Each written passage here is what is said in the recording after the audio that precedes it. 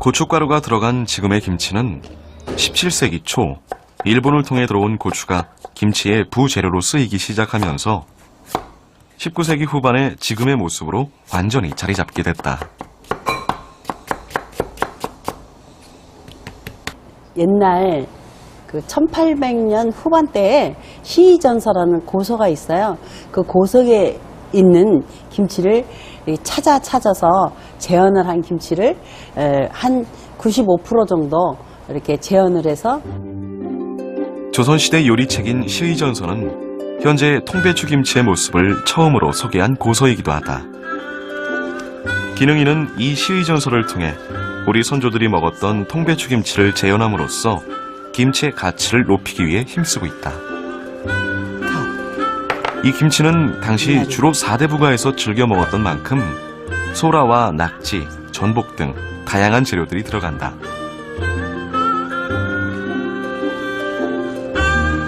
전통 김치를 복원할 때마다 기능이는 선조들의 지혜에 매번 놀라움을 느낀다.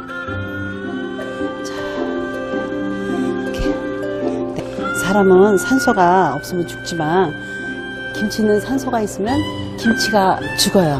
그러니까 이렇게 싸가지고 요 안에 들어있는 산소를 살포시 이렇게 눌러서 빼줘야 돼요. 이렇게 양념이 밖으로 빠지지 않게 이렇게 싸서 이렇게 보면요, 이렇게 비닐이 양쪽으로 이렇게 이중화되어 있어요. 이렇게 돼 있는데 여기에 이 치실들이 이렇게 많아요. 이렇게. 그래서 옛날에 우리 조상님들은 어떻게 그렇게 잘하시고 이거를 덮어서 공기가 차단되게끔 몇몇 겹을 덮어서 들어가지 않고 떠들어서 먹을 때마다 다시 눌러줘서 할 수 있게 만들어 주셨어요. 시의전서에 따르면 배춧잎 사이사이에 무와 오이를 썰어 넣도록 했는데 김치가 칼칼하면서도 시원한 맛을 유지할 수 있도록 만든 것이다.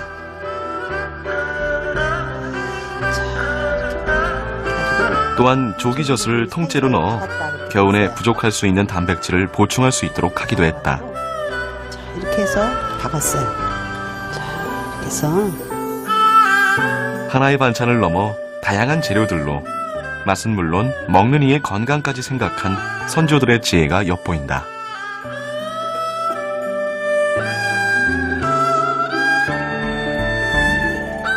정말 우리 조상님들은 김치를 지금처럼 먹거리가 흔하지 않으니까 겨울에 김장을 담겨서 늦게까지 드시는데 이렇게 그냥 완벽 식품을 만드셔서 드셨어요. 그러니까 육해 공분이 다 들어가지 않습니까?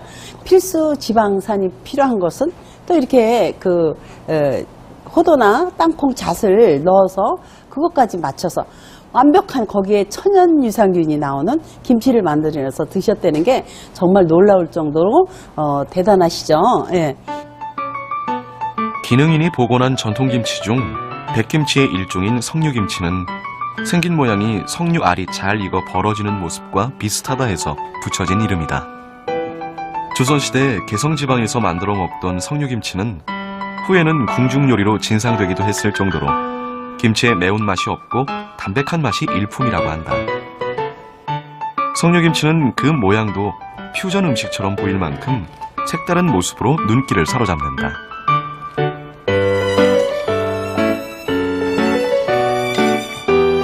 조금씩 잊혀가고 있는 전통김치를 복원해 김치의 다양성을 유지하고 김치의 우수성을 더 많이 알리고 싶다는 김순자 기능인.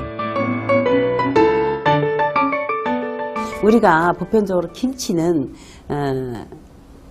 반찬이 없을 때 먹는 음식 이렇게 생각들을 하는데 우리가 역사 속에 있었던 걸 재현함으로 해서 우리 김치의 존재성, 우리 김치의 우수성, 그리고 우리 김치에 과학적으로 얼마나 많은 영양가를 다 찾아서 그 속에서 넣어서 먹었는지 모든 사람들이 다 즐겨 먹을 수 있고 더 많이 먹을 수 있는 그런 김치를 만들고 선보이고 싶은 게 제 꿈이에요.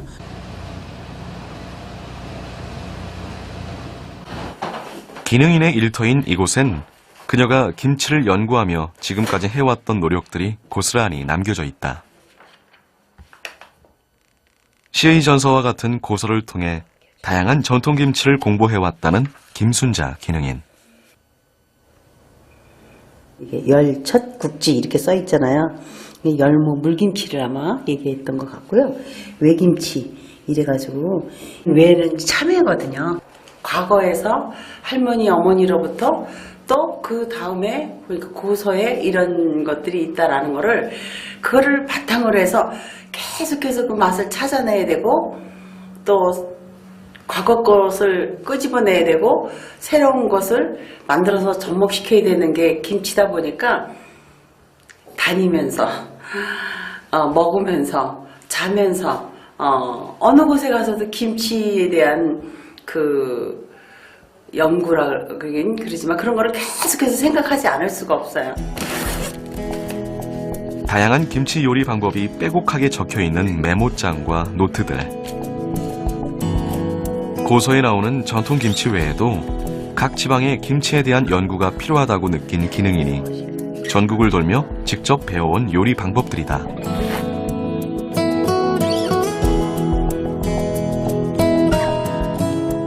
이거를 보고 더 잘해야지 그런 생각을 하면서 더 새로운 거, 더 차원이 높은 거 이런 거를 개발해야 된다 그런 생각도 함께 해요. 늘 새로운 김치를 배우고 연구하기 위해 쉼없이 달려온 기능인. 하지만 김치와 함께 한 시간이 늘 즐겁기만 했던 것은 아니었다. 기능인은 당도와 절임, 염도 등 김치의 다양한 조건을 기록하고 연구해 왔는데 이러한 노력을 기울이는 데는 그만한 이유가 있다.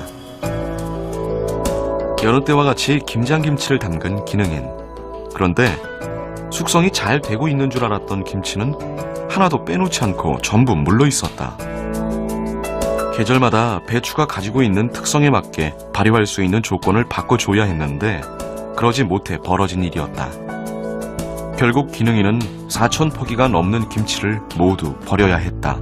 도대체 이 물른 게 왜 물른지를 몰라서 이 박스만 그렇겠지, 저 박스만 그렇겠지, 이 냉장고가 뭐가 잘못됐나 보다, 저 냉장고는 괜찮겠지 그랬는데 전부가 다 그러는 거예요. 그냥 생배추 버리는 것도 아까워서 정말 그냥 그 살점이 다 덜덜 떨리는데 가진 양념 그 절이고 씻고 양념 넣고 김치 속 넣고 그 과정이 얼마나 많이 힘들어요. 근데 그거를 다 폐기 처분할 때 그 심정이 오죽했겠어요. 정말.